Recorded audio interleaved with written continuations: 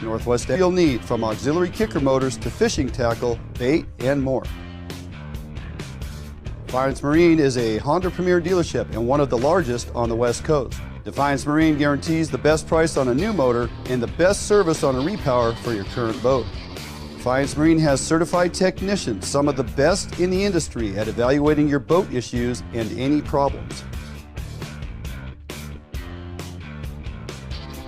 Defiance Marine has boat financing experts on staff to help you get the best term and rates on your new boat purchase. If you need financing for a new boat, call or stop by and see them today. Defiance Marine is your one and only stop to help you get out on the water.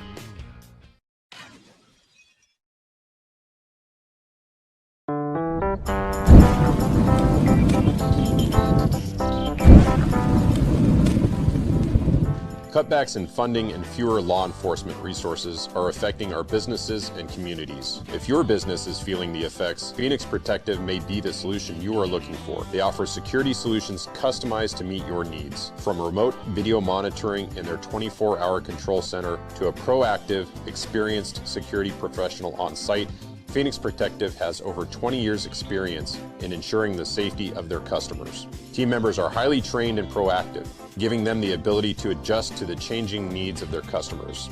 Customers choose to work with Phoenix Protective because they provide the next level in security support to industries such as schools, hospitals, transit, and utilities. For a security assessment to see how Phoenix Protective can help you and your business, visit their website at www.phoenixprotectivecorps.com and select Contact. If you're looking for the best fishing rods in the world, you really do need to take a look at the Edge rods. I designed and built new machinery, and I think this new machinery has enabled us to build blanks like no other company can build without this equipment. There is no other rods in the world that are as good as these rods. You owe it to yourself to take a good look at them.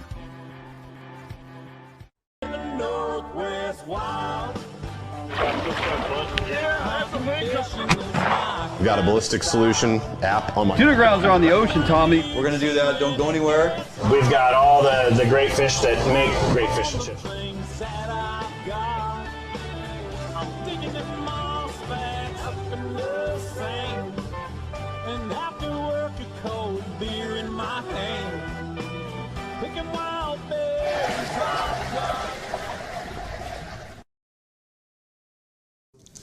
Hello and welcome to Fish on Northwest, Duane Inglin, and yes, ladies and gentlemen, back bigger and better than ever, Thomas Donlin. Hey, I'm back, man. You are. Nice to have you back. You guys would not want me here last week. I sounded horrible. Yeah? Yep, trying to get over that cold. That doggone head cold's going around, man. It's hitting everybody and knocking you down. It sticks with you for a few weeks too. So yeah, you know. Well, I think it turned into a sinus infection. Perfect. So yeah, if you hear me cough or hack, I'll try to keep it to a minimum. Yep. Well, that's the MO for the evening. We'll get through it. Want to welcome everybody to the show. Glad you could join us.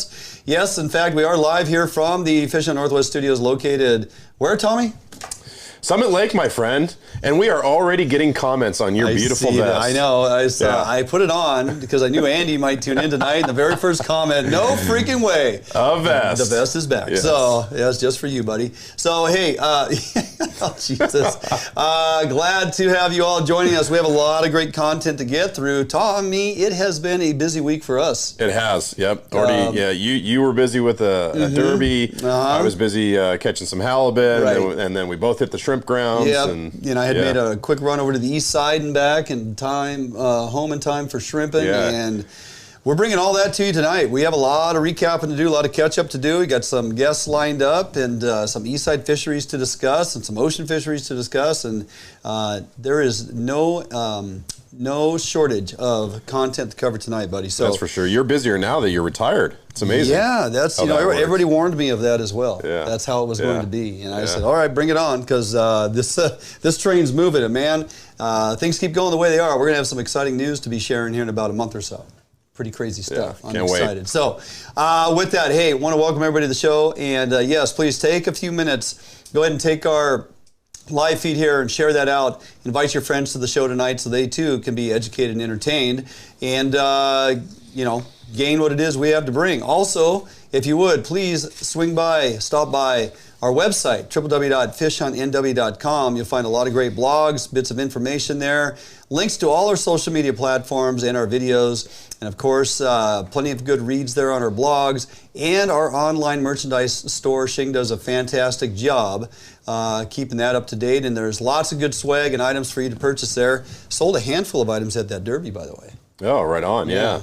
Oh, the kid shirts were awesome. How'd you like those? Yeah, that was sweet. Those were a huge hit. I think a lot of those kids wanted the FHN T-shirt over anything else. And, you know, Andy, their Blake's boss at RT Prints, did a phenomenal job coming up with that graphic on the back. People absolutely love it. Summit Lake, Trout Derby, Annual. I mean, it was phenomenal. But we'll get into all that here in a little bit. But yeah, so the swag is stuffed in the store, and we have a lot of stuff to get rid of. So please take some time, stop by the online store there on our webpage. And while you're there, go ahead and click on the FHN 20 coupon that is front and center on our webpage. Takes you right to the Edge Rods webpage where you can do a little shopping. Need a fishing rod, Tommy? You're going to get 20% off. And I'll say every rod all the time, with the exception of any rods that currently already have some type of promo code or sale applied to them. So other than that, you're going to save 20% off every rod you purchase via the FHN 20 coupon at checkout. And with that, you had mentioned it, my friend, the second annual FHN Summit Lake Community Kids Trout Derby. Huge success. Man, so how many kids did you guys have? About 110 kids. That's awesome. 110 kids. We put new tackle and you know, rods and reels, stuffed tackle boxes, buckets of gear. Shing went all out with the grab bags and the gear. Adult grab bags for adult raffle. By the way, adults, parents, persons who attended, we can't thank you enough. Those adult raffle items, Tommy, including the older tackle boxes that we put a bunch of new gear in as well, we sold $1,100 worth of $5 adult raffle tickets. Wow. That money goes towards the Derby next year. Right? Beautiful. So that helps us continue to be able to purchase the T-shirts that folks are seeing right now. We want to give every participating kid a T-shirt to remember the experience and you know, wear it around school proudly and show other kids what you're off doing on the weekends. Like, nope, I'm not playing video games, man. I'm out fishing on the lake. Yeah, those sponsors really came through on those buckets and all the prizes you guys gave away. Yep, tons of tackle, lots of giveaways, lots of attendance. Big hit. We'll definitely be doing it next year. It'll be the third annual. It's going to be bigger and better. I think we'll have more participation. WDFW, credit to them. They stocked the lake the week previous with 10,000 additional trout. A good complement of jumbos. I was able to grab a couple of those a few days prior to the Derby. The one off the dock I released, but that big fatty triploid that I got, oh boy. Going down for a halibut. Yeah, no, that thing cooked up amazingly. It was every bit as equal to any triploid we get on the Eastside. Yeah? It had so much fat and marbling in it. I put it on the Traeger. It was unbelievable. Right on. Yeah. Awesome. So WDFW, if you're paying attention, I would advocate for 3 to 5 or 6 pound triploids planted in a number of our Western Washington lakes. Like, let's experiment with Summit Lake. I don't know, give me 2,500, 3,000 of those big fatty triploids. They're sterile. We don't have any issues with you know, spawning or anything like that. They're just going to be out there eating and getting fat. And what an enjoyment to go catch those. Yeah, and can you deliver them right before the Kids Derby? It'd be fantastic. Yeah. Or just, you know, sprinkle them in throughout the year. That works too. Sure. I mean, if you live here, you might as well fish for them. But those triploids are phenomenal. And I would like to see more of those in some of our West Side lakes, so we don't always have to go to the East Side to get those big fatties, because they are fantastic. Good table fare. And, you know, to be honest, like, we're up against it, as we discussed time and time again in our steelhead fisheries and some of our other anadromous fisheries, that we have these closures, we have lack of opportunity on some of these seasons. They could certainly offset a lot of that. Continue to see fishing license sales go up. Right. If you would, you know, provide persons the opportunity to go after some of these big fatty triploids in a number of these bigger lakes. They got the boats. They got the downriggers, they got the gear, they want to go fishing. It's like, give them the opportunity. So I'm going to keep beating that drum and may call up a few of these program managers and see if we can't have those discussions and see where they go, because I had a state representative tell me, you know, it's not necessarily always a budget issue. It's the one that makes the most noise about where that money needs to go. Right. And so if we get a group that's compelled to see this through, and we can get the ear of some of our local representatives and congresspersons, maybe we can get this. Maybe we can get some funding. Maybe we can make this start happening here on the west side. I think it's a great win for everybody. So that would be awesome. Yeah. Other than that, other things going on. Boy, Tommy, the Spring Chinook just keep on coming. Yeah, more opportunity and more opportunity. It's just every week we keep getting these emails and announcements. We have more Spring Chinook opportunity. The Cascade River will open for hatchery Spring Chinook.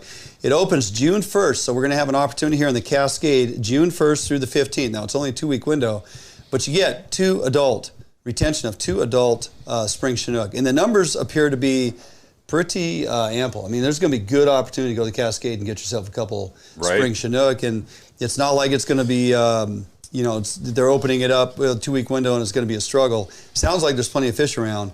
And you might as well, if you're in that region, go give it a go. Some bait, some jig twitching, and go see if you can't get a couple of them nice Chinook. And that's not the only opportunity either. So aside from the Cascade River, we've also got the Upper Skagit that's also opening for hatchery Spring Chinook. Upper Skagit. Upper Skagit, yep. And that's also a 2-week window, June 1st through July 5th, or excuse me, that's a month and a couple weeks. Yeah, 6 weeks. June 1st through July 15th. And that is 4 hatchery, 2 adults, minimum size 12 inches, release everything else. Night rule closure is in effect. And obviously the anti-snagging rule, which isn't that pretty much almost always in effect? I mean, I'm not a river guy, but I figured that would just be like your status quo. The fact that they have to put in an anti-snagging rule, that's just for people to comply with, I guess. What's interesting about that anti-snagging rule, if you read it, and where it is actually written into the regs, because in some, to answer your question, in some it's not listed. You'll have regulations where it says single point barbless hooks, but if the anti-snagging rule is in that verbiage, you'll see single point barbless hook. It's kind of conflicting. You have to really read through the lines. I've had this discussion with multiple enforcement guys and gals. They will show you that typically you don't see them run concurrent. You'll have anti-snagging rule, and if you dig down deep, it's going to it should say anti-snagging and single point barbless hook. I bring that to your attention because a lot of times when we're fishing bait under a bobber, to be able to run that dual hook rig with that exposed stinger hook is paramount, and your hook up to land ratio goes up exponentially. Yeah, right. So we like to see that. So you have to be crystal clear on that. So I can tie those dual rigs, and as I've shown you guys before, like if we go fishing in a squally, for example, anti-snagging rule is in effect, and I've had that discussion with enforcement folks on the bank. That's why you tie that dual hook, clip the bottom hook off of the top and leave the shank so you got the egg loop. Put your bait in the egg loop, and the top shank have an exposed trailer hook. That's your main hook. So that is legal. And then is there also like a leader length restriction as well? No. Just the hook. Typically what you'll see, and that's where it comes into play, your midpoint weight that we have on our leader to get our eggs down has to be a minimum of 12 inches from your hook. That is part of the anti-snagging rule. Got it. It'll list in there your weight proximity to your hook. So that makes sense. And no weight below the hook. That kind of coincides with the anti-snagging, right? So that's how that works. Anyway, speaking of which, we do have additional options as well. North Fork Nooksack up there. My buddy Mark lives up in that region. May 28th. So this Saturday through June 12th, you're going to get 2 weeks on the North Fork of the Nooksack to go after some hatchery Chinook. Yes, daily 4 limit. Of course, a couple of those are jacks, but 2 hatchery Chinook adult limit. Great opportunity. I mean, I believe they're now at a point where the run forecast came in. I'm guessing now, I didn't see the update this week, but we're 80 to 100,000 under projection on that initial forecast, which was 122,900, just shy of 123,000. So we exceeded that last week, 181, 182,000. I think we are closer to 200 at this point, but I'll have to go back and get an update. So, yes, hey, thanks everybody for weighing in. Great job on the Derby. Yes, those kid shirts did rock, Eric, and can't thank Andy and Blake and the gang there at RT Prints. They do a fantastic job. They print all our stuff. And the kids really, again, Tommy, they absolutely love those shirts. Just the blue and the green color contrast is just phenomenal. And to have all those little minions running around with the FHN logo on. Made you proud, huh? Oh, yeah. Haven't never seen so much FHN wear in a single area. It was fantastic. So, all right, buddy, running down the show. We had mentioned it at the opener here. We've had a bit of a busy week. Last week, while we were busy doing the Derby, you had an opportunity to get out on the ocean. with our buddy Jason Takayoshi. Blue water sports fishing, halibut and lingcod, and it was pretty good, but you're going to let us know the details on that and how this season is or is not going. Then we're going to check in with a good buddy of ours on the Eastside who is actually here in studio in the lack of your presence, Bill Herzog. You know what, folks? He's put down, believe it or not, he's put down the fly rod and the spoon rod. He's picked up the bobber and egg rod. That's right. Bill's fishing guts under a bobber, as he likes to express. The Yakima, Tommy, is also open. In the area he is fishing is just open this past week. He's got some great opportunity, though it is a bit of a tricky river to fish. Bill's going to give us all the details. And then, of course, later on the show, we're going to talk about what else we, the FHN crew, has been up to this week. Puget Sound Shrimping was fantastic, and of course made that run over to the east side, fished a little bit on Lake Roosevelt there with the planer board. It's going to break that down for people so they understand the benefits of. And then we'll close out the show. We got a couple things going on that caught my attention there, buddy. WDFW Fish and Wildlife Commission is going to look at the possibility of approving more mountain lion tags, like increasing the opportunity on cougars, right? So there's that. And then, of course, we had the late decision by a judge. We do, in fact, have steelhead, summer run steelhead smolt release in the North Umpqua, which I think surprised a lot of people. Yep. And that is that kind of goes in the same discussion as the direction the commission's going versus the data. And now, yes, and then we have a judge that all of a sudden steps in, which to me is pretty exciting news. So great stuff to look forward to in that discussion as we close out the show. Don't go anywhere, anybody. We got a couple-minute break to get through, but when we come back, Tommy Donlin, front and center stage here, going to break down this ocean fishery, buddy, and tell us all about what's going on out there, what the weather is doing, and if we can look forward to actually opportunity to go get some of these oversized lingcod and, of course, halibut. Don't go anywhere. A couple-minute break. We'll be back right here, Fish on Northwest. Sportco, an outdoor emporium, is the largest local outfitter in the Northwest since 1975, providing thousands of people affordable outdoor gear. This summer, make your next outdoor adventure more affordable by shopping at our warehouse-style pricing. We are a local Scotty dealer, offering sales, service, and repair. Located in Fife and Seattle, come visit us today. The outdoors await you. For more than 90 years, you've entrusted one brand to guide you towards living the lifestyle you've always dreamed of. Now you can entrust affiliated Better Homes and Gardens real estate professionals to interpret your needs and help you find the home in which to live your dreams. Through every stage of your home buying or selling process, and through every stage of your life, there's Better Homes and Gardens real estate. Expect better.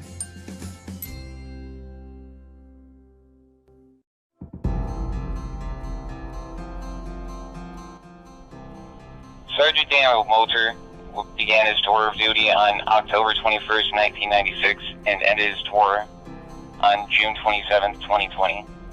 On the authority of Constable Carlos B. Lopez of the Travis County Constable's Office, Precinct 5, badge number 504 is officially retired, and Sergeant Dale Moulter is 1042. Godspeed, Sergeant Moulter. Honoring fallen law officers of 2021. The 2022 End of Watch Ride begins in May from Spokane, Washington. The ride across the country to honor the men and women of law enforcement who paid the ultimate sacrifice in their service to our communities will cover more than 23,000 miles. We ride to ensure that no fallen officer or their family is ever forgotten. EOW relies on sponsors and donations to cover this cost. Please consider donating to help support the families and departments of the fallen officers. You can donate by visiting our website at www.endofwatchride.com/donate. Please support the Blue.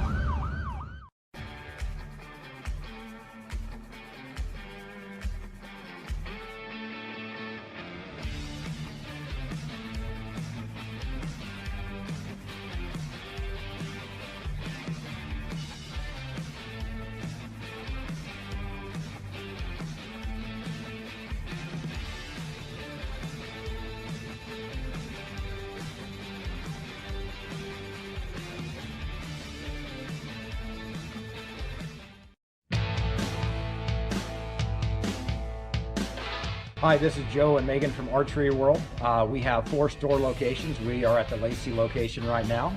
I just want to highlight some of our camping gear. We have Mystery Ranch packs. We also have trekking poles. We have crispy boots. We have 6 Hour optics. We carry Havalon knives. We carry Garmin products as well. So it's not just archery. We want to try to make this one-stop shopping for you guys. And so if you need it and it puts you in the outdoors, we probably have it. So come down and see us.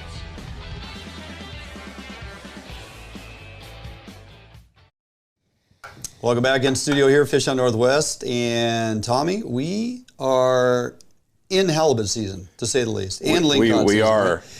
It really doesn't feel like it, though. I got to tell you, I mean, just the weather alone, even if you're not even heading out to the ocean, the weather is problematic. Yesterday, our shrimp outing. I know. Okay. Yeah. I mean, 17 knot winds projected. It was going to be a little blowy out there. There was whitecaps out there for sure. If we were fishing yesterday in Area 10 versus shrimping, we wouldn't have been fishing. Right. It's like, no, we wouldn't have been fishing. But it's 4 hour window to shrimp, so we're shrimping. Yeah. Much like our halibut days, okay? It's like we have these days on the calendar, and the weather has been problematic for more of them than not thus far. Right. So, the first 4 halibut openers for really both, the whole coast. Yeah.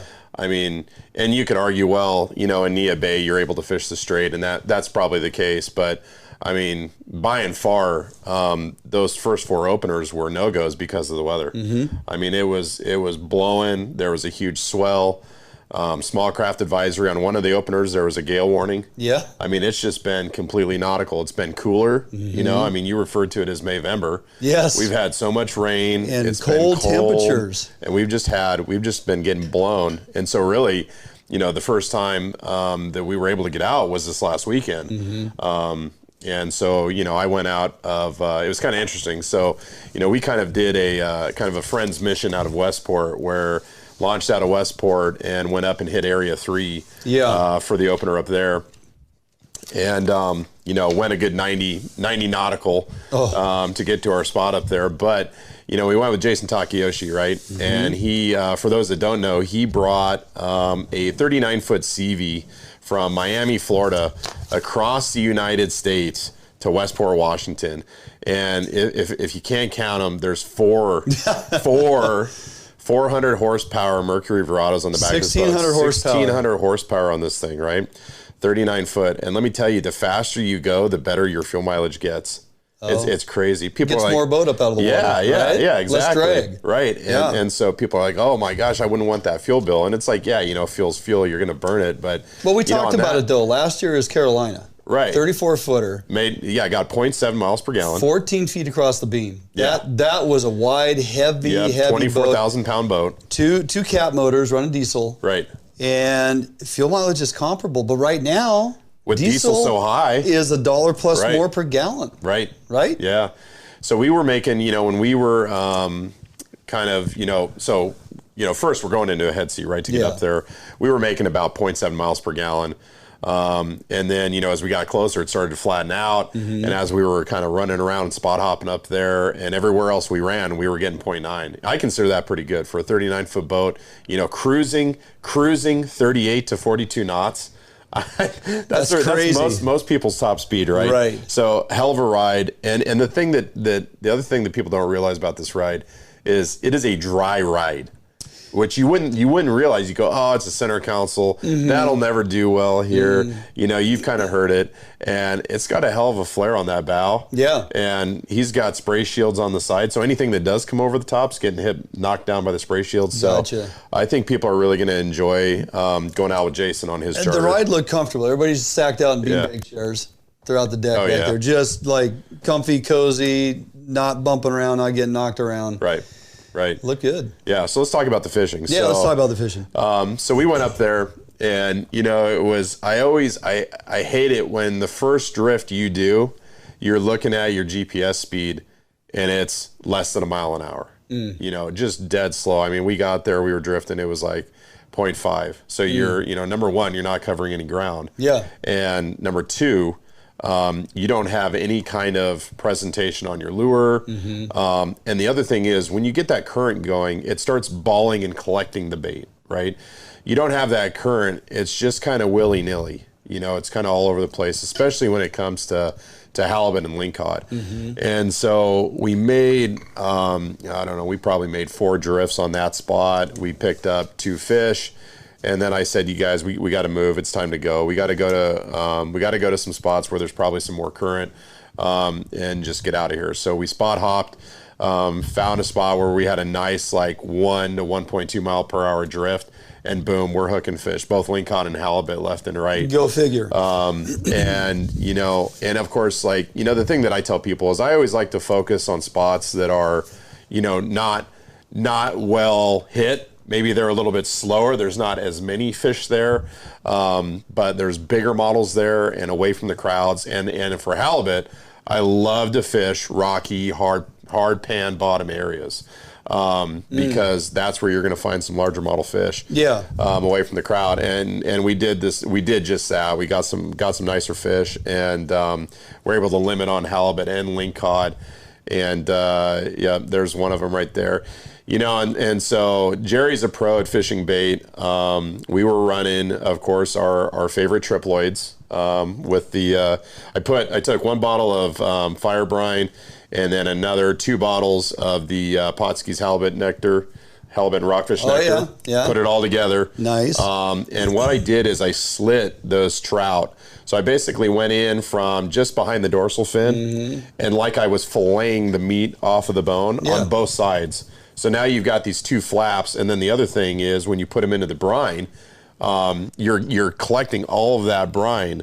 So it's a little bit different from just putting those hash marks in the side of the bait. You open it up even more. You open it up, and you get more action out of the bait, because now you've got flaps stuff moving on either side of the tail, right? Yeah. And man, those worked really well. So you were using trout. We were using trout. Did you have other bait that you used as well? And do you think that? Well, nobody's ever invited me kokanee fishing, so I didn't have any kokanee Wait a minute, to use. time out. Otherwise, I would have used kokanee. Yeah, which is a great option. We all agree. Yeah. As long as they're like 11 inches and smaller. I mean, we didn't. No. You can use 20 inchers.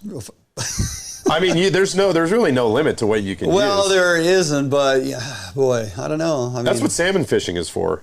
You know, not for halibut bait. That's for eating. Kokanee bait, right? Well, kokanee are salmon, Tommy. I would have loved. I tell you what, we had 2 fish on that were bigger than the ones that we kept, and it was sad. We fought them for a while, and both of them came unbuttoned. Yeah, if you would have had some kokanee. Now you're rigging. They would have taken it in more. You're rigging these trout indoor kokanee if you can get them. Maybe we can fix that for you. J hooks or circle hooks or J hooks. It's Gamakatsu big river hooks, 12-aught. Yeah. I do a pretty generous spread on them, but if you can't go too far on the 2 hook spread. Right. Otherwise, that trail hook ends up on top of the line. Makes sense. You know what I like about that big river hook is that low anchor point. Like when you get good penetration through a jawbone or something like that, it just has, with it being rounded, you know, that hook works back and forth. But the way those hooks are designed, I look at that as an anchor point. Like if you can get that in, it's just such a good, solid hookup. I mean, it's sharp. It's got a good barb on it. It's got a good gap, good throat. It's deep, you know. So once you hook up on those, you're surprised those came off. Yeah, for sure. Yeah, I am. You know, but it happens. You never know. Sometimes what these halibut will do is they're competitive, right? Yeah. And so you'll get them. They'll go and they'll lay on the bait, and then you'll hook them in the side. So you're fighting this halibut hooked to its side, right? And then sometimes those will tear out. So you never really know how you've got this fish hooked. Would you would you prefer to fish trout as bait all day over, say, black label or horse herring? It depends on the trout. It holdovers, no. I want like the shiniest trout that I can get. Okay, makes sense. Yeah, and it depends. A lot of the larger herring, the horse herring, it's really hard to find good quality horse herring, and so it's kind of a toss up, right? I got to look at the trout, and luckily we had some pretty shiny triploids. Yeah, the shinier the better, right? So and then the other thing that I wanted to mention, you saw the picture of the release mechanism. That's a sequelizer.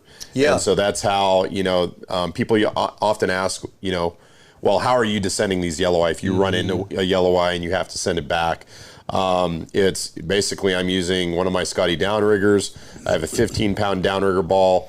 Sequelizers, for what they accomplish, you know, you set them by the depth on the sequelizer. That's a 300-foot max release sequelizer, and it's related to pressure. As soon as that pressure is incurred on that device, it opens up the hooks and releases that yellow eye, and that yellow eye swims away and lives again. Yep. But people, you know, they ask, well, can't you just get a, I think it's called like a Sheldon's, and you can, but when you run into a large yellow eye like this, you need a heavy weight. Like 10 pounds is barely doing it.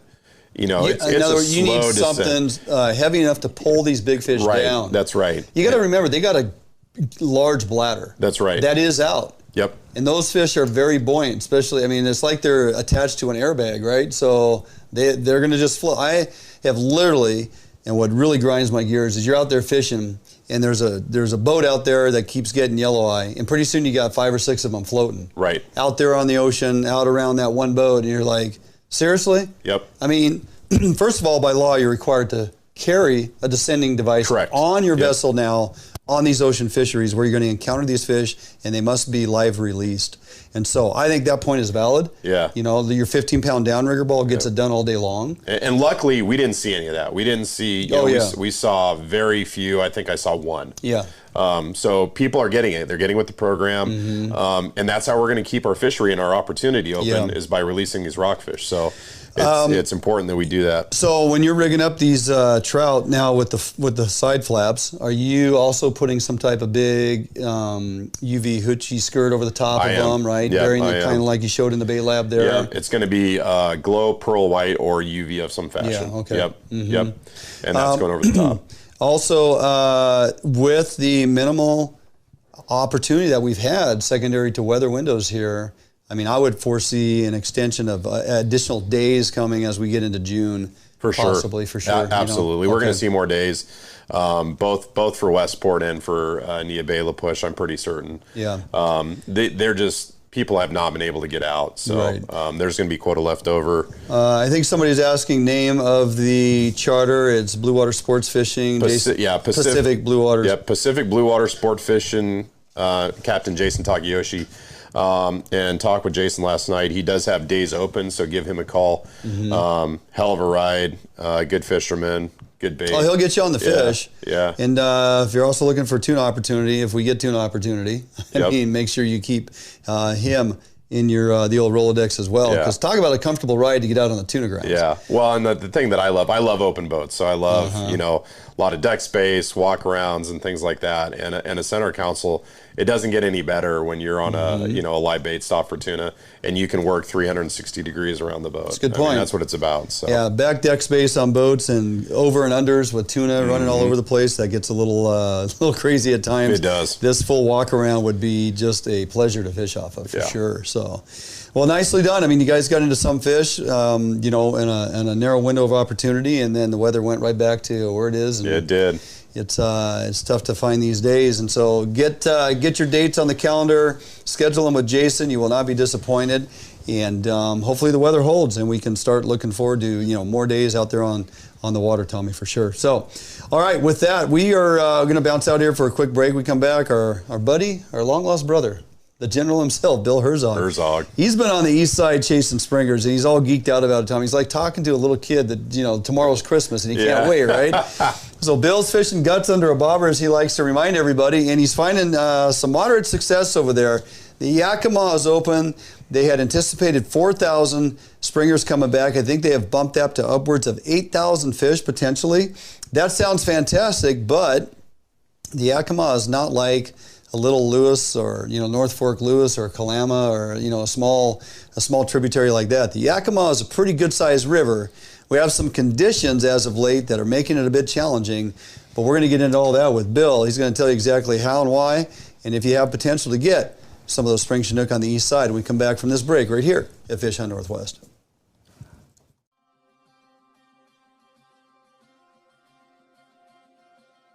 Allied boats are built by West Coast fishermen for West Coast fishermen. Deep V 21-degree dead rise at the transom guarantees a smooth ride no matter the conditions. Allied offers all of our boats with Honda outboard packages so that you can take full advantage of the reliability and 5-year top-to-prop warranty from your Honda outboard. Allied boats range from 19 to 32 foot in length, so no matter what type of heavy gauge boat you are looking for, we have it for you. All of our Corsair 21 foot and larger designs come standard with reverse chine that is welded inside and out with no extrusions below the waterline, so that you will never have to worry about corrosion problems down the road. Get out on the water today in a boat that you can trust and enjoy with Allied Boats. Contact us at Allied Boats today to learn much more about our incredible fishing machines. New days, new beginnings, new friends, new loves, new dreams, new goals, new scenery, new job. No matter what the next chapter holds, Better Homes and Gardens Real Estate will be there to help you find the new that's right for your lifestyle at any stage of your life. Better Homes and Gardens Real Estate. Expect better.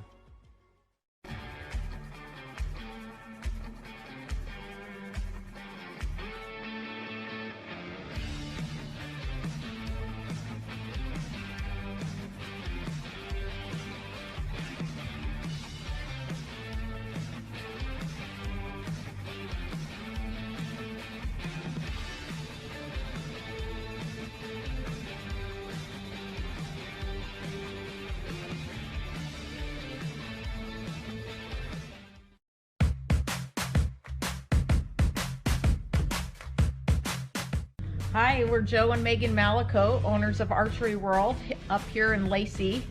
We're a full pro shop, so we have a full pro service also. We have a huge indoor range.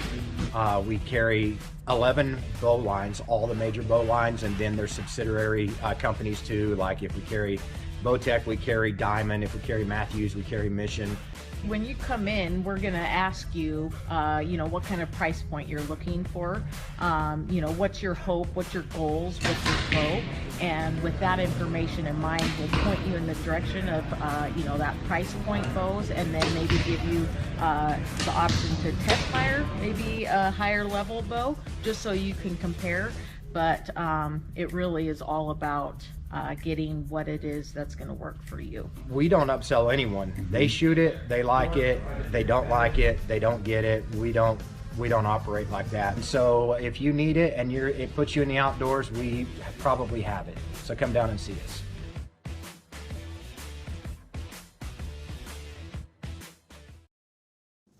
Hey, welcome back in studio here. Duane Inglin, Tommy Donlin, and our long-lost brother from another mother that I've been hanging around for a number of years, to say the least.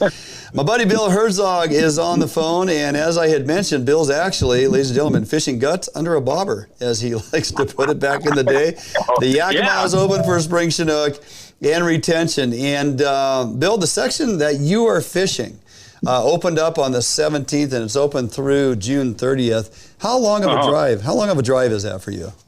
My engine doesn't even get warm. It is exactly 6.1 miles from my house. Terrible. Those commutes will kill you. And the traffic, I can't imagine over there, right? The traffic, and you know what? It cost me 38 cents for gas today to go fishing. And if this continues, I'm just going to have to quit. 38 cents a day. That's phenomenal. Yeah. Hey, so what is the deal there? You got 2 adult Chinook retention, and you can also use your 2-pole endorsement. I can't hear you, Tommy. I can barely hear you. There we go. How's that? Much better. Okay, say that again. There you go. Hey, so you've got a 2 adult Chinook retention there. You've also got a 2-pole endorsement that you could use there. How are you fishing these guys? Do you fishing from a boat? You fishing from a bank? Are you utilizing the 2-pole endorsement? How's that going? Well, there's no boat fishing allowed up above. I'm fishing right below Rosa Dam. Okay. Around the railroad bridge down around the corner. Those are amazing pieces of water. And by the way, that piece of water up there is never open for trout fishing. I have seen the biggest rainbow trout I've seen in the Yakima River jumping around and flying around in there. And I'm like, dude. But I digress. Remember, the water's got about 2 feet of visibility. It is up and it is smoking high. So the few edges that are up there, everybody's in them. But that also pushes the fish right in those edges. And I saw 6 fish caught today. Oh. And I saw 6, okay? And as I'm walking out, these guys are all coming, I'm fishing on this. No, I got a native, da-da-da-da. And guys are still looking. Fishing's not red hot by any means, but if you put your time in, it looks like you get bit. And that's just what I've been doing. And so I'm walking out, and there's a guy who recognizes me, right? And I go, hey, how's it going? And he says, yeah, I go, how'd you guys do today? We got 4. Oh. I'm like, what? 4? I go, okay, stop. Yeah. It's question and answer time with Uncle Willie. Okay. So I get talking to the guy, and he's got his beautiful, he looks like your eggs, Duane. He's got your eggs and everything. But he says, he's got these little nickel-sized tuna balls in mesh. Oh, yeah. That he uses with the cluster of eggs. Right. This is a double hook. And he said, this is why I've been getting them on. He goes, the eggs are good, but the tuna ball seals the deal. I go, oh. Yeah. So he gave me a handful of them on the way out. So tomorrow, guess what I'm doing? Oh, yeah. Yeah, put that tuna ball in there. You know, it's interesting you mentioned that. Years ago, when I was doing a lot more writing of blogs and whatnot for Potskis, I wrote, we're all familiar with the Cowlitz cocktail, right? You talk to bobber and egg fishermen for years. The Cowlitz cocktail would be the Galumpa eggs and the sand shrimp coupled together seemed to be a go-to for many people. Well, I wrote a blog, little play on words. I called it the Nisqually hors d'oeuvre, and it was exactly that. It was a clump of eggs and, believe it or not, canned tuna in oil in a little spawn mesh. And I would put those on there together. And I wanted to write the article, and I forget the title of it, something to be hors d'oeuvre. And Schaefer at Potskis was like, no, we can't put the word hors d'oeuvre on there. Most people can't pronounce it, let alone know what it says when they read it. So I had to change the title. But that is one that's been around for a while. I'm glad to see even up there on the Yakima, man, that's happening. So, hey, prior to this season and us getting out there on the Kalama and other rivers around, when's the last time you actually were fishing eggs under a bobber? Well, let's could be on the Salduck. That would be about 8 years ago for springers. Okay, yeah. And that's probably the last time. And then with you was the next time I did it. And I just don't have that many opportunities, to go do that. So it's I really enjoy it, and it's I use a graduated shot. I'm fishing 1.5 ounces under a pretty big float, and I have graduated shot going down, and so I got my bait hanging straight down, and so the eggs slightly tilt downstream a little ways. I'll kind of hold my bobber back just for a nanosecond to get it a slight tilt of river, so I know those eggs are coming down first, and then I'll let it go, and then I'll let it go. So I'm getting that perfect presentation where the eggs aren't behind your bobber dragging; they're out in front, and they come down and they get it first. And that's the only tip that I forget who told me that, but it's one thing that I do. I try to do, and the fish don't seem to care. Yeah, interesting. It's something that a guy showed me once upon a time. I don't know who it was.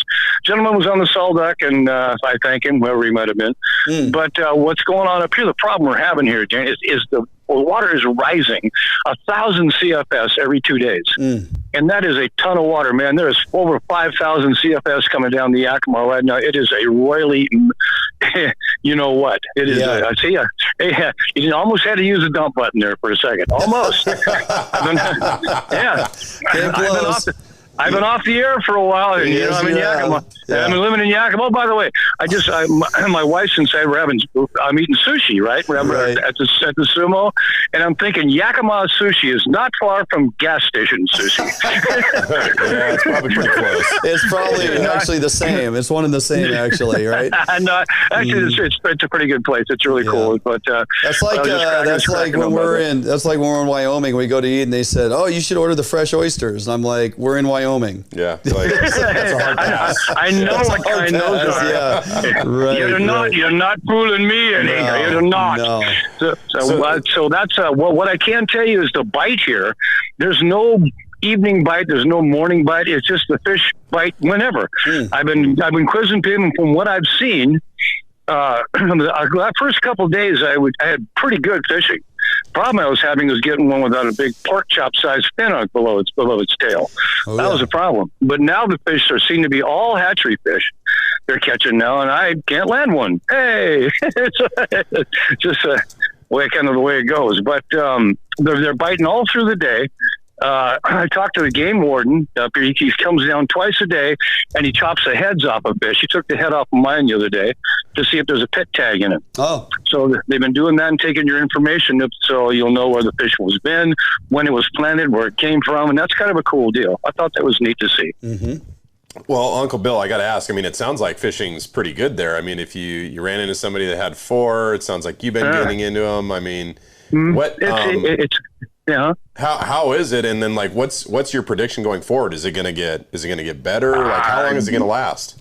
Well, I've been watching down at Prosser Dam. Is the worst one down below Union Gap, about 10 miles below where I'm fishing, and I've been watching through there. And they had the big run of fish, a big air quote run came through last week. They got over 400 in one day came by there. Oh. But there's been between 150, 75, 35, 25, 90, coming through there, and not many, it seems like, are going through Rosa.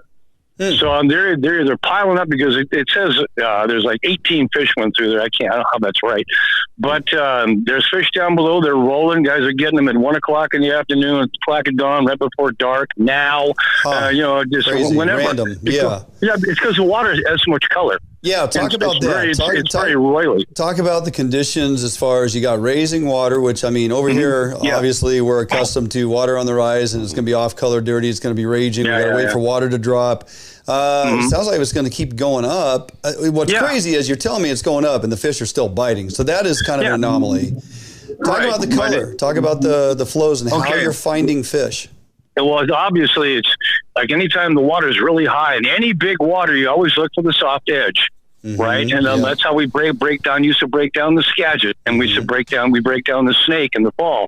Is there's huge pieces of water, but if you break it down into smaller pieces, these nice little edges. I'm making casts I'm casting maybe 20 feet, if that far. To work the water, I like to work because it's right close to your feet. The edges aren't very wide now, and you just have to got to play the game. But I think with the way the water is, it's a roily condition. You got about 2 feet of visibility. It seems like when the sun comes out, they bite better. Huh. I think they can probably see your gear, your UV or whatever. I really don't know. But guys have been talking to when you get them all day long. It's been all day. So actually getting here in the middle of the day when the morning crowd kind of leaves and the fish settle down. The guys that had the 4, they got their fish between 11 and 1 o'clock today. Go figure. Yeah. Wow. Yeah. They said they wait for everybody in the morning to get out, and then they go in there and do their thing and roll. Yeah. So there's a tip. Anybody plunking for them? I mean, sometimes just letting that bait sit there, in an inside seam, anchored to the bottom, let the fish come to them. Yeah. I suppose there are places along the river you could do that. I even saw a guy in a jet boat when I was coming out here tonight, taking out at where the Natchez meets the Yakima, right there by the highway. There's a nice takeout, right? I just saw a guy taking a jet boat out. So, no one's plunking that I know of. You can't really plunk up where we fish because it would just get in the way of the bank fishermen, and you wouldn't make many friends. Like, what are you doing? I got a big spinning globe out there, and that's the lead. Indeed you do, and we're caught on it again. We're caught on it again. Yeah, don't be the plunky guy in the bobber hole. That's right. So, speaking of techniques, though, I got to know, like, what is a tuna ball? I know it's not the gonads from an albacore tuna bill, but what is a tuna ball? Tuna ball. That's right. Tuna ball. It's just like the stuff we stuff in our baits for trolling for salmon. You take the chicken of the sea in oil. Yeah. And they make them about the size of a nickel around, the size of a small marble, and put them in in mesh. And then they're wrapped in with a stretchy thread, and the guys just they just hang them on the bottom of the hook. I asked him how he does it. He goes, he hangs them. He's got a 3-aught or 4-aught hook and just hangs them right on the bottom. He said it doesn't affect the bite area at all because the whole tine's exposed, and then he puts the egg blob on top of it. So it looks like it's a little ball of tuna hanging out the bottom with a nice big red chunk of roe, and looks pretty good. Apparently it works. Sounds tasty. So, Duane asked you about plunking. Are you doing anything else? Are you trying twitch and jigs at all, or any other methods? I suppose you could try to, but you got to have more visibility. Yeah. It's just not enough viz. The bait seems to work. I saw a guy next to me. He came up and asked me, he goes, I got a spinner. Should I throw a spinner? I go, well, you got a number 6? Seriously. I go, five at least. And the guy had 3s and 4s, and I go, don't bother. Yeah. You're not going to waste your time. You're going to be skimming across the surface. I suppose when the sun's out, you get in the right place, maybe where the water's not too turbulent, and you want to throw like a big number 5, big number 6. Sure. All silver plate blade, with some chartreuse on it. Give it a shot. No one's throwing lures. I thought about throwing a spoon, but that's not going to happen in that water. I don't have enough visibility. It's beautiful spoon water, but not for that. Not going to work. Bobber and eggs, and bring a lot of weight. Yeah. Because even though the water, you got to get it down right now, and it's got to hang out there and stay slow, and you got to trot it, slowly in amongst the boulders out there. I'm watching the guys; they're fishing really slow. They're holding their floats back, almost back bouncing these things to the water. Yeah, giving the fish time to find it. Yeah. I watched a guy fishing. He is using a big slinky, like about 7-8 Magnum slinky, and that's all he had. And he had his float set at like 12 feet. He's fishing like 7 feet of water. Yeah, right. Well, he kind of throws it out, and he kind of holds it back, and just kind of walks it along out there, And I watched, and he hooked one right next to me. He looked just like you. He looked just like the beard. Well, he looked just like the beard. Well, hey, you know what we call that?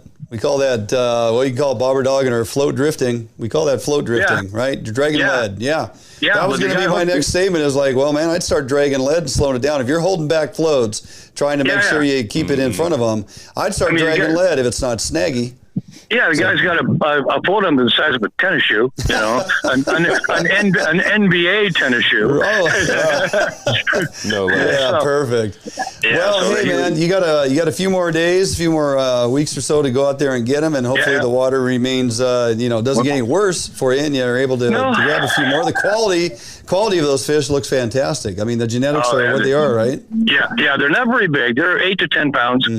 But they're all the exact same size, but that's pretty normal in today's kingfisheries, unfortunately. Right. But that's it's. I'm going to go back tomorrow. I'll be out there every morning until they ain't. Perfect. Beautiful. Right on, buddy. Well, hey, always good to check in with you. I'm proud of you for getting your hands dirty. It makes me happy. I went and bought some more nitrile gloves today. There you go. Yeah. All right. We expect to see the pictures posted on the Bill Herzog social media platforms, and I will try. All right, buddy. I will try, sir. Have a good evening. Yeah, thank you. Take it easy. Bye bye.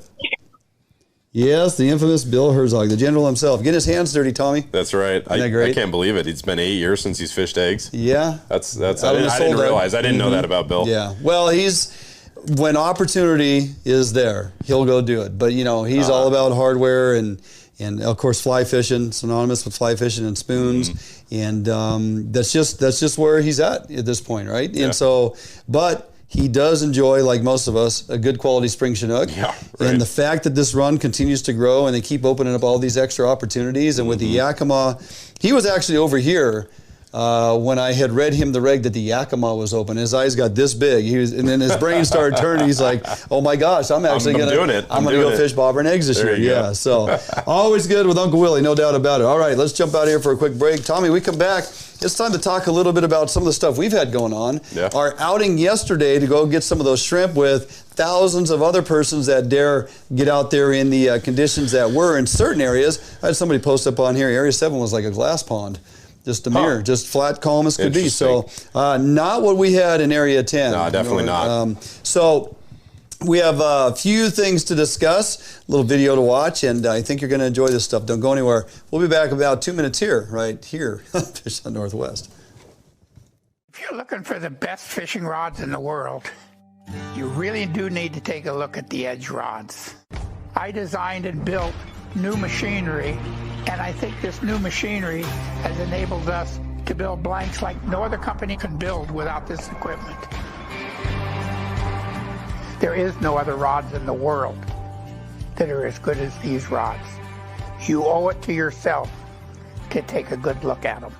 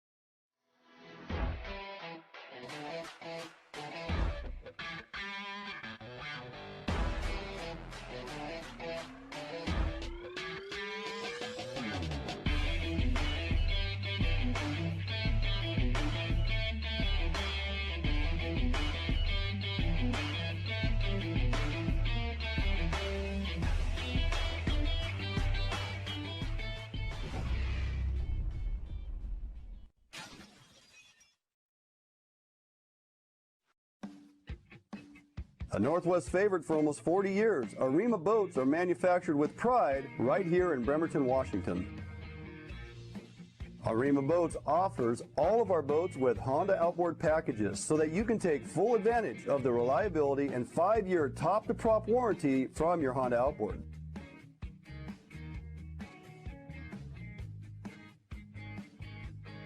With literally thousands of Arima boats on the water throughout the Pacific Northwest, Arima boats are a proven hull design that offers incredible fuel economy and all of the amenities that a serious angler is looking for. All Arima boats are built without any structural wood materials. That is why we back our boats with a lifetime warranty. All of our Arima boats are designed to maximize deck space while also providing ample seating. Contact us today at Arima Boats for all your boating needs and let us help you get out on the water.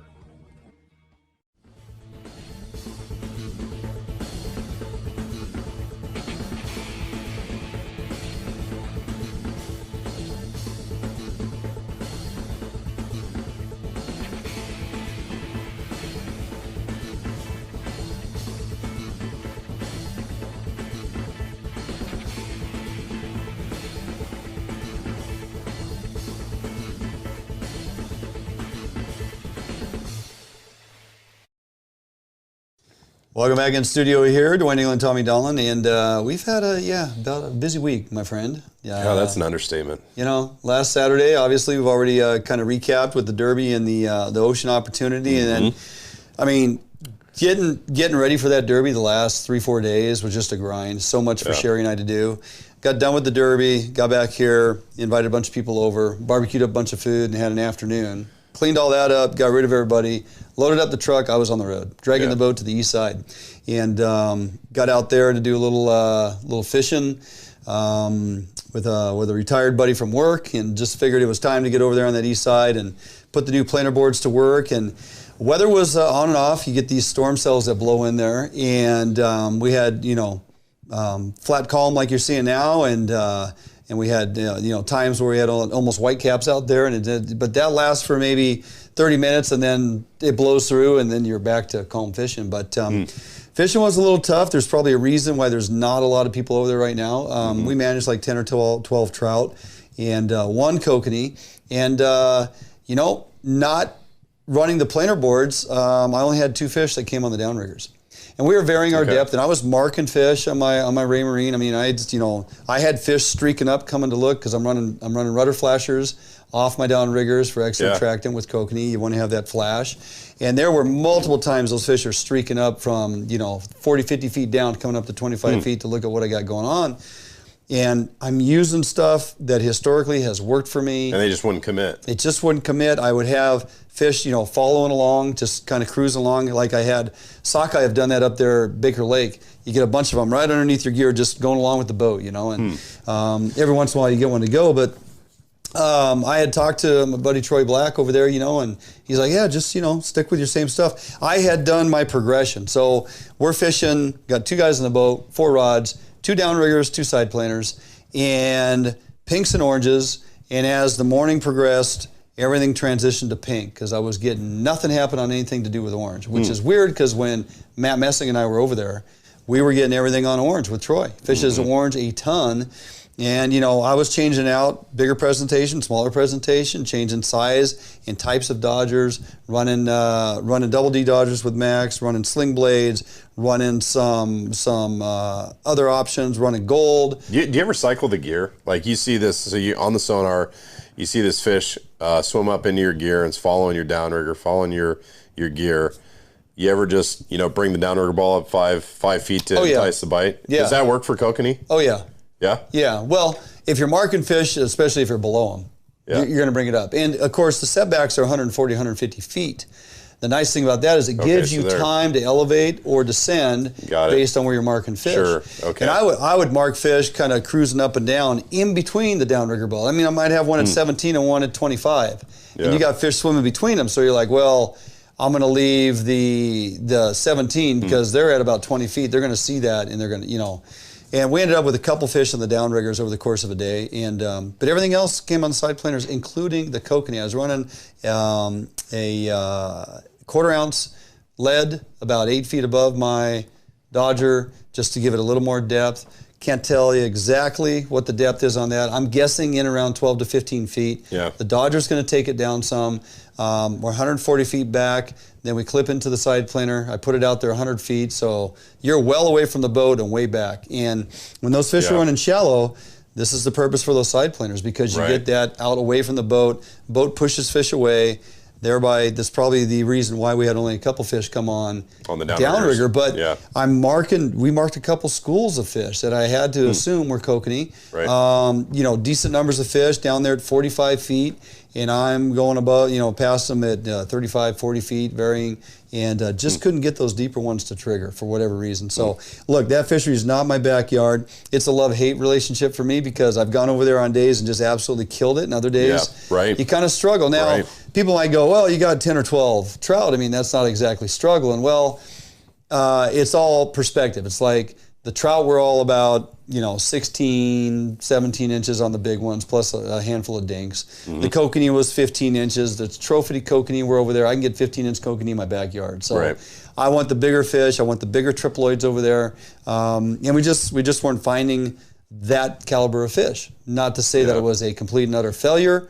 Did you have anybody else on the water that you were in communication with to compare notes? Nope. Was it pretty dead? I mean, were you one of the only boats out there? Yeah, I mean, on our one day we saw 2 other boats out there, and they were coming and going. And on another day we saw 1 other boat out there. And like I said, there's just not that many people fishing. The lake is starting to come up about a foot a day or so, so they are raising the water. The fish have dropped a little deeper. I was kind of scratching my head. I couldn't get those deeper fish to trigger. How about water temp? 55. Very similar to what's going on right here in the backyard. Yeah, 55, pretty conducive to thinking those fish would be on the bite. So, I'm going to go back over there this week again and put in a little time. Richie Herzog's going to jump in the boat. We may even go chase some walleye, but it's one of those fisheries, it's like any fishery. You just have to go and keep doing it, perfect your techniques, take notes, keep track of what's happening, and, I'm constantly changing stuff, trying to find what it is. You go through a progression. Oh, yeah, these hoochies, these pink hoochies, this size with an orange inset and this Dodger combination, wow, for whatever reason, and this corn and this scent seem to be what they wanted today, right? Did you mark any bait? No, I'm not. No, not really marking anything. Based off of, targeting areas were based off of wind behavior the day before. So wind coming out of the southwest pushes a lot of the bait and whatnot into the Swalwilla Basin area. So I want to be up on that ledge fishing because I know just historically and listening to old timers that fish that stuff, when pay attention to what your wind's doing the evening before, because in the morning you want to start where that bait and that feed's going to be piled up. And sure enough, and we had fish splashing, rolling around there from right away. I actually went and fished a couple areas that I had never fished before, based on some of Troy's intel. Went and gave those a go, and actually probably had more success in those areas. The fish are congregating there for certain reasons. And, you know, again, it's a love-hate thing, and it's a trial and error, and just keep fishing it until you get it dialed. I always wonder if those fish are affected by the moon phase. Yeah, I don't know. I mean, things that affect those fish, obviously where the feed locates, also the rising and fall of that Columbia River behind the dam. Right. So when they're flowing water, it draws all the bait down towards the base, right? Down towards the dam. So they all congregate there, and it makes sense. You start marking a lot of fish. When they're rising, when the water's rising a foot a day, the fish scatter. Yeah. Because the feed isn't scattered, right? Yeah, right. So now I'm relying on nature to stack the feed up where I think it's going to be, and that's where we fish. So not a complete and utter loss. Man, I tell you, I'm so happy with my planer board system, the retrieval. Yeah, it sounds like they work well. They work fantastic. That was a good design on that one. So anyway, our day yesterday, mister. Once we finally got back together and we had our shrimp opener, I had to, you know, get back home in time, and boy was I tired Tuesday evening to get up early Wednesday yesterday and be up there to meet up. Matt Messing said, hey, let's go shrimping, man. And we said, yep, let's do that. 4-hour window, we had opportunity to get on the water. We meet up with Matt, and he's like, it's going to be blowing, man. It's supposed to be a forecast of 17, so if it's blowing like that, we're not fishing. But before we give away too much, I did manage to scrape together a little video. Awesome. Of our outing yesterday. Turned that quick. Yeah, so let's do that. Let's watch the quick outing yesterday of us on the water with our buddy Matt Messing. The Beard was on board. Had a great day getting our limits, as did many people. And then we'll come right back here in studio after this.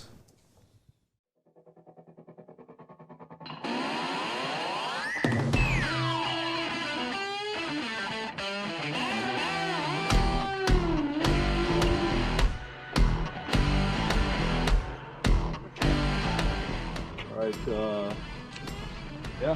Hey, everybody, look who it is. Cheers. The commissioner himself, Matt Messing, messing around fishing charters. We're going shrimping, dude. We're going shrimping. We got a 4-hour window. And this beautiful weather, it's going to be blowing. It's going to be blowing. We got a 4-hour window, it's going to be blowing.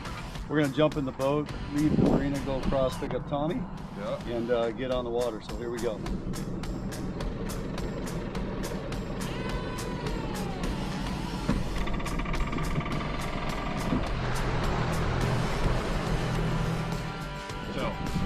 It's pretty simple, right?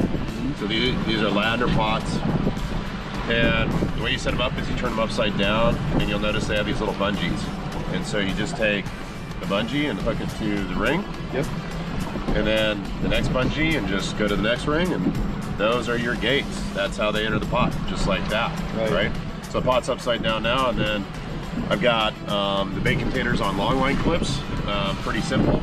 So just kind of pick a strand of net in here and clip it in, and you're pretty much good to go. And then the only thing you want to make sure is that, you know, when you flip this pot over, you want this hanging in the middle. You don't want it to get caught on the other side of these bungees. So there's kind of a little bit of a clip required for that. Remember to draw your string tight. That's right. So I always draw the opposite side of where the string's coming from. Yeah, string's over here. You're gonna go across the hole, right? Like that. Yep. And then you flip it over. Just like so. Secure that bad boy. And just hook it to the top. Bait hangs in the middle. Yep. Bait hangs in the middle. Right there. Nice. Crawl right in and gobble it up. Okay. So we got a pile down there looking like. So we're just setting up right now, getting our drifts figured out, so when we start setting pots and drifting back, we'll be able to lay them right in the middle of all those shrimp down there. Send it. 8 o'clock. Here we go. Deep line.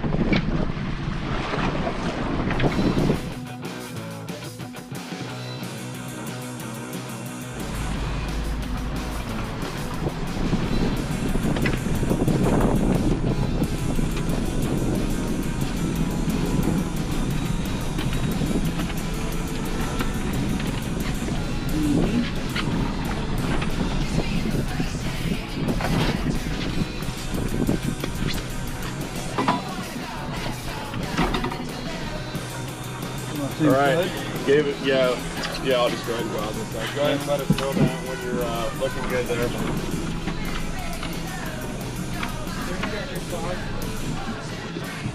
Okay, go ahead and just keep putting it in reverse. I'm going to go ahead and dump it, okay?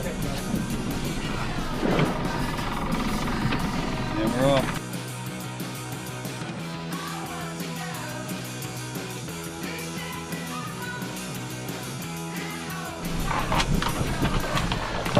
Boom.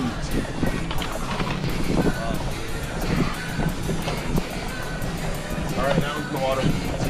We should like put a knot in these or something to go out, through, and then back.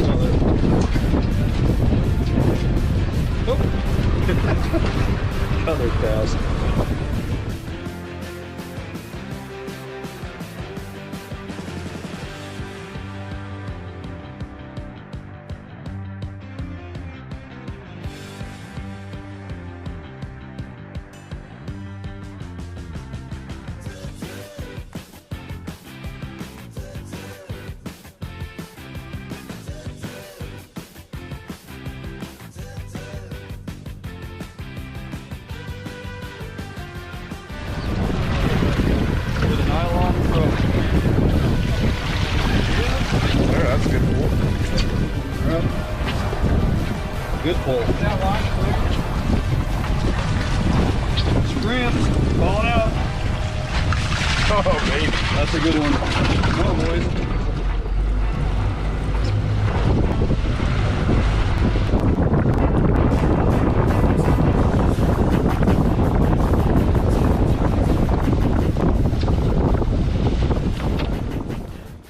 Well, boys.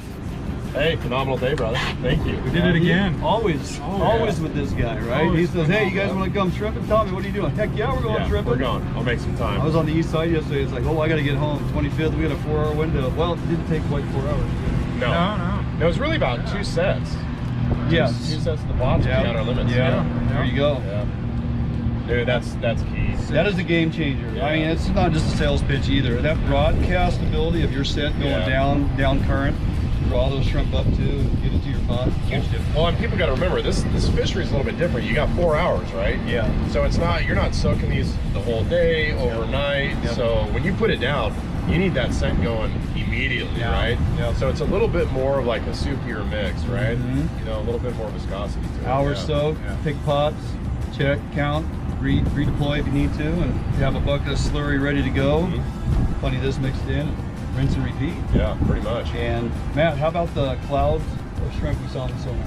Lots of clouds. They were big. It was awesome. Yeah. It's always a plus using that Raymarine Axiom Pro to get down there and see everything below you. Yeah. That's what people don't realize. They think, well, I'm just going to go out in like 200 to 400 feet of water. I'm going to drop my pot, and then the shrimp will find it, right? Hope for the best. No, I mean, with 4 hours, you have to drop on them. You have to see it on your sonar. You got to find them and drop right into that cloud, and then you're in them. Yeah. I mean, just motoring around while you guys are back here working, you know, I'm up there staring at the screen.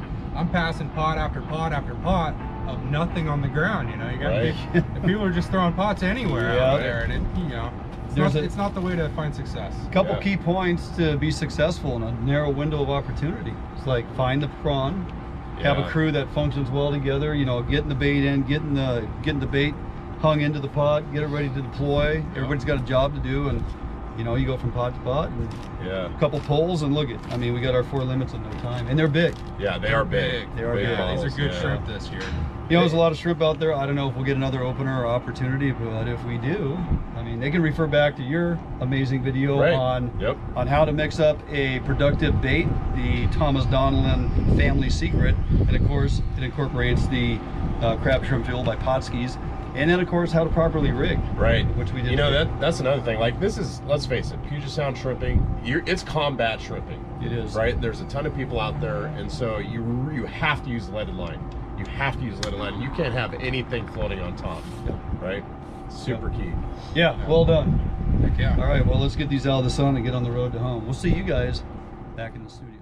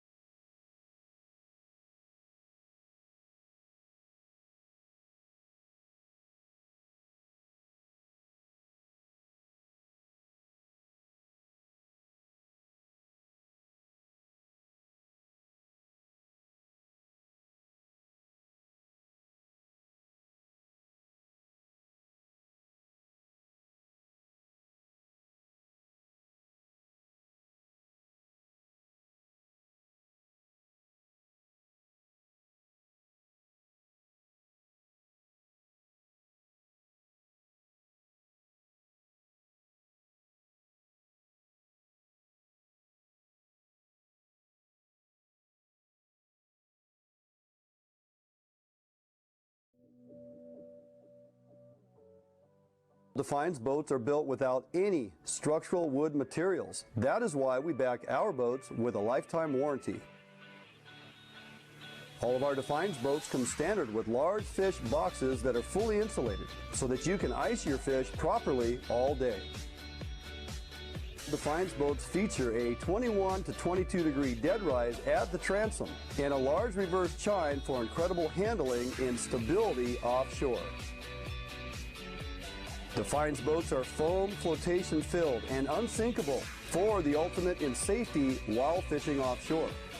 Defiance boats feature fuel-efficient hull designs with large fuel tank capacity so that you can have maximum fuel range for making long offshore runs completely safe and affordable. All Defiance boats come standard with self-bailing decks for improved safety while at sea. Defiance Boat offers all our boats with Honda outboard packages so that you can take full advantage of the reliability and 5-year top-to-prop warranty from your Honda outboard. Defiance Boats for all your boating needs, and let us help you get out on the water. Today, the need for quality private security services is at an all-time high. Contract Security Service provides day-to-day peace of mind as they protect people and property. Here at Phoenix, we provide service for multiple state and federal contracts with services ranging from uniform, patrol, alarm monitoring, canine detection, executive protection, as well as investigative work. Phoenix client management models are built on understanding our clients' security needs and responding with a tailored program that is best fit for them. Phoenix provides excellent customer service through well-trained, highly motivated security professionals. Recruiting highly qualified officers is the first step in building a strong team. Currently, we are comprised of 70% prior law enforcement and military veterans. If you are prior military or law enforcement, go to www.phoenixprotectivecorps.com and apply today.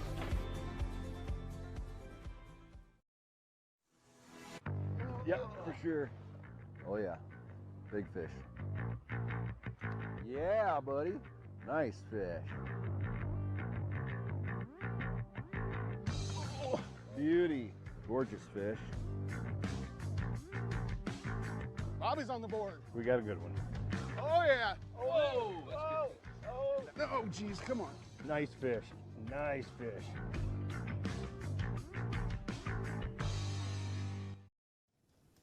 All righty, welcome back in studio. Hopefully that resolved it, and we should have our audio back. Once in a while, I get that little freeze going on. So, hey, to recap that video, Tommy, we had a great day out there, albeit the weather wasn't exactly ideal. Now, I'm not talking rain or anything. It was actually sunny and cloudy and not bad, but the wind. The wind was pretty stiff, and I mean, you heard it on the radio about capsized people in the water. I think we heard that twice.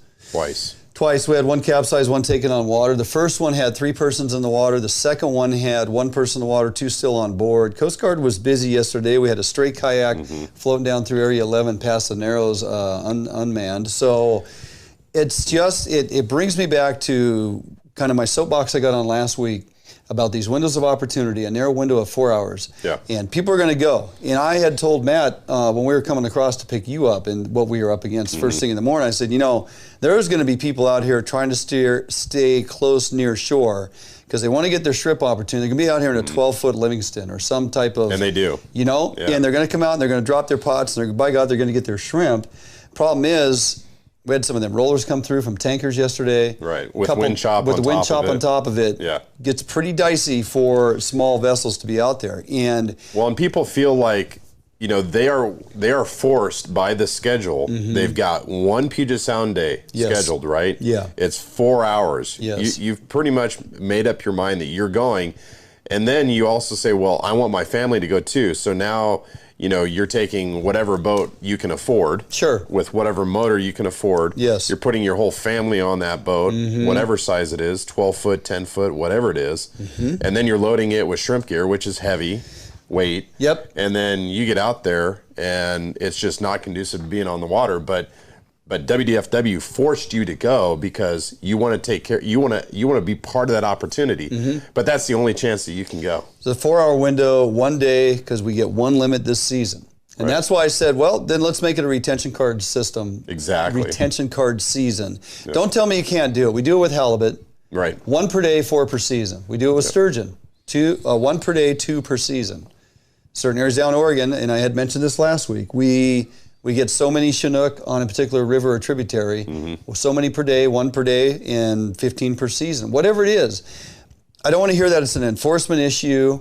I didn't see anybody out there at creel sampling at any of the, you know, we dropped you off on the, over at the Shoal side, and we went back to Brownsville. We didn't talk to anybody. Right. We saw presence on the water. 1 boat kind of motoring around, just checking, mostly to see that nobody was in before 8 a.m. and people were out by 12. Yep. I didn't see them boarding anybody. I mean, there's a lot of boats out there. There is. So if they go into it and they go, well, we have a 1-day season, you're telling me we have a 1 limit per fisher season. Let's give that 1 limit an opportunity on 4 or 5 days. Right. Let me pick my day. Yep. Don't pigeonhole me into a 4-hour block that is not going to be conducive. If it was the day before, the weather was phenomenal. Flat calm. It also makes enforcement more manageable for them too. You're going to have less people on the water on any given day. Right. Right? You're going to spread out the fleet. You're going to spread out the pressure. There's a lot of positives to do that. You're still staying within the confines of the limit of 1 limit. If we go into the next season and we get 2 days to shrimp, you're telling me it's a 2 limit per person season. Yep. Give me 8 days to go acquire that 2 limits. Yeah. We do it with crab. We have a crab season. Yep. But you're only allowed so many per day. Yeah. So sad. I really think we can do a better job. It's going to be safer. Families are going to be able to take away more from the experience than having the snot scared out of them, having close encounters. Right. We had boats almost running into each other. We have boats running over other people's buoys. Yep. Case in point, happened to us. Yeah. If you watched our video where Tommy's picking 1 pot out of the water and he's uncoiling a nylon rope, which we advocate never use, always use weighted line. But we got a nylon rope starting to wrap around one of our pots, right? So there's a lot of reasons to rethink the way we're doing this. And if we have to, we'll take these concepts and ideas to the persons that need to hear it. And, maybe needs to land on the shoulders of the commission to truly, if they're advocates for opportunity and safety, which I don't know they exactly are, but if they are, I would like to see a change in I gotta ask about the math, right? Because, we had those shrimp on sonar, okay? Oh, yeah. And I think we have that picture, Jordan, but it's a cloud of shrimp, right? 20 feet, 30 feet, sometimes more deep of shrimp on the bottom. The line you're seeing going up is us pulling the pot. Yeah. The hard pan bottom is the red. That's the hardest structure on the bottom, and that's why we get the deep red color. Everything above the red is cloud of shrimp. It's all shrimp. Yes. And, and we rail dumped a lot of our last set of the pots. Yes. And so, there is just a magnificent population of shrimp on the bottom.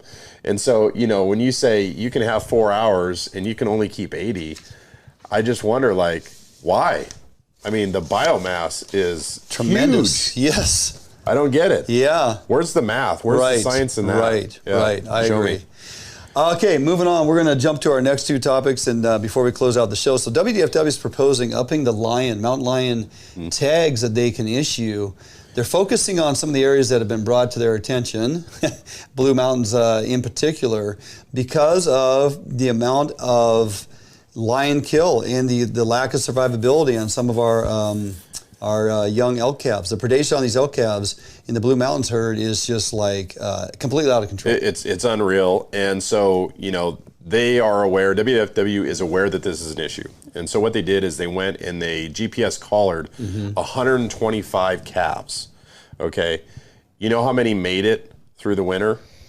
9. 9 out of 125, right? Yep. That's 7%. You know how many of the 125 were killed by cats, by mountain lions? 77. Though that's the stat. Yeah. Okay. Do you think we have a cat problem? Yeah, you remember Bo Olson was here, and he broke it down on what a male feeding mountain lion will consume in a given time frame. And they're very territorial, and they do stake out their area, but WDFW would like you to believe that there's only a certain amount of mountain lions in that region. He's here to tell you differently. He's got them on camera. He can prove, and he's taking the bios out in the forest to show them. The fact that they're having the conversation, to me, is interesting. Now, look, the hunters would be able to tag 2 of the big cats in certain population management units, 9, 10, and 11. That's also the Blue Mountains elk herd, which is classified as at risk. Well, of course it is at risk, because the assessment is dropped from the management objective, which was 5,500 animals, right? The decline began following the tough winter of 2016-17. There was an influx downward trend that hasn't done anything but spiral downward since 2016-17. They want to attribute that first year to a hard winter. Yeah. They know now, the latter part of this, it's conclusive that, oh, hey, we got a serious mountain lion problem here. Yeah, right. And so, what did they do? They said, well, let's reduce the hunting opportunity, right? Let's reduce issue less tags. Let's issue less tags. Right. So what they did is they reduced the number of cow permits available in that area. Sure. But that had zero impact on the reproduction capability of the herd. So even though they did this, when they did their aerial survey, they only found 3,600, right? With an objective, as you just said, of 5,500, and only 17 calves per 100 cows. That's it, right? And so, and then when you look at the numbers, 77, right, out of the 125 were due to predation. Now, of those 77, I had said 77 earlier were due to cats. Actually, 54 of the 77 were due to cats. Cougars, etc. The other portion of that 77 was bears, wolves, coyotes, and even bobcats. There's a carrying capacity number of, they need cows to have XYZ number of calves to begin the upward trend of bringing the population back, and I can't remember what that number is, but 17 is not it. No. In other words, if you had an annual reproductive rate out of 17 calves out of every 100 cows, and there was no predation, the herd would maintain status quo. You would have older cows dying of older age and other things. It would just maintain status quo without any predation interference, right? So 17 is not the number. Unfortunately, 17 is the number currently based on what's happening, and so that is a negative gain year in and year out because you do have the impacts of the predation, which is not going away anytime soon. So they're looking at issuing a secondary tag. Now these tags, the authorization to hunt those would be within the normal seasons aligned during regular hunting season and of course seasons on cats. So now here's where I'm at in this thing. I think it's a great idea. The reason we bring this forward is because the commission is looking for public input. Now, I get a little concerned when I hear they're seeking public input because we know historically public input and input from staff, a WDFW, infield biologists. Let's go back to the spring bear debacle.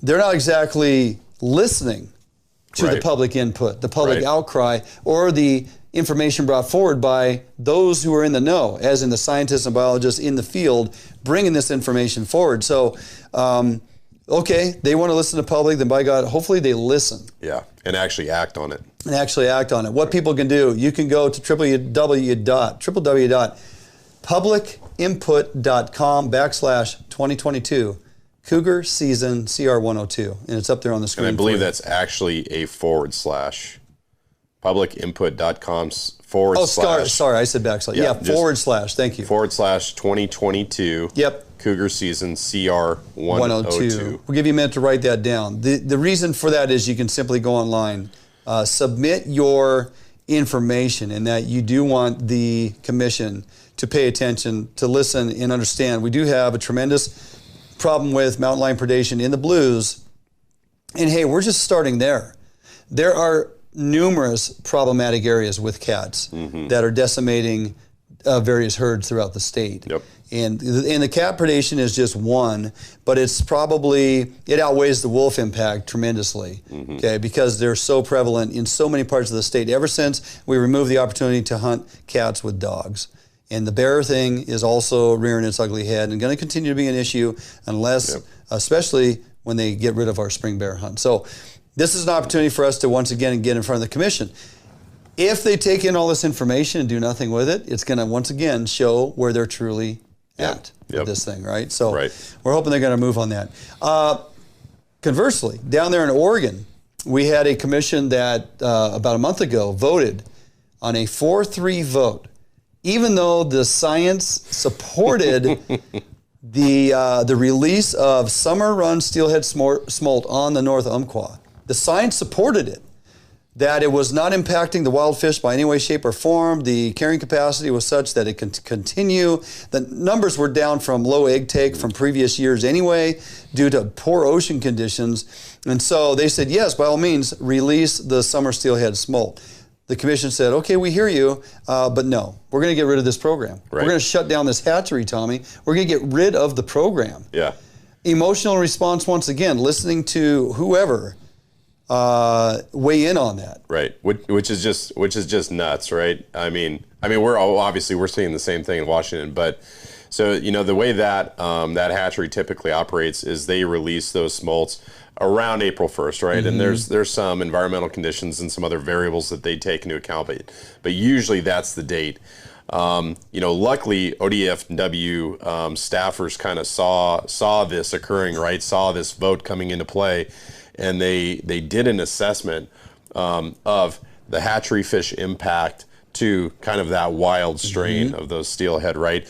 And of course, you read through the assessment, and when you boil it all down, it says explicitly there's no evidence that those hatchery summer steelhead, that program, negatively impact any wild stock whatsoever, nor does it affect the recovery of any of the wild stock. And so I think that's when the judge stepped in and said, hey, commission, go sit on the bench. We're doing this. It was some very factual, very well presented information. I mean, it's to the point where these staffers would go, I'll bet my next paycheck on it. I mean, they were that affirm in their presentation. And the tribes jumped on board and said, this is wrong. This is a disservice. We have small businesses that'll be put out of business. We have fishing derbies that are going to no longer be able to happen.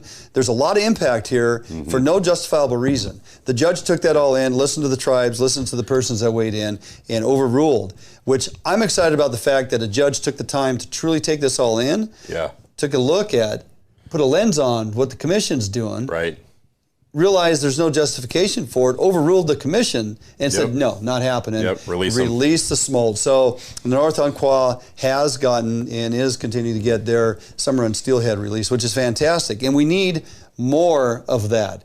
When the commissions tend to go down this road that we are traveling currently with the makeup of these commissions, and we get things shut down, we get doors slammed in our face with no justification, WDFW staff up here in Washington gets told, well, thank you for your input, but no. We need public outcry. We need tribes to get on board, and we need this to land in the courts and for judges to rule in a timely manner, because this stuff ain't going away anytime soon. No, it's They're going to keep coming back after it. So, all right, buddy, well done. Hey, want to thank everybody for tuning in tonight.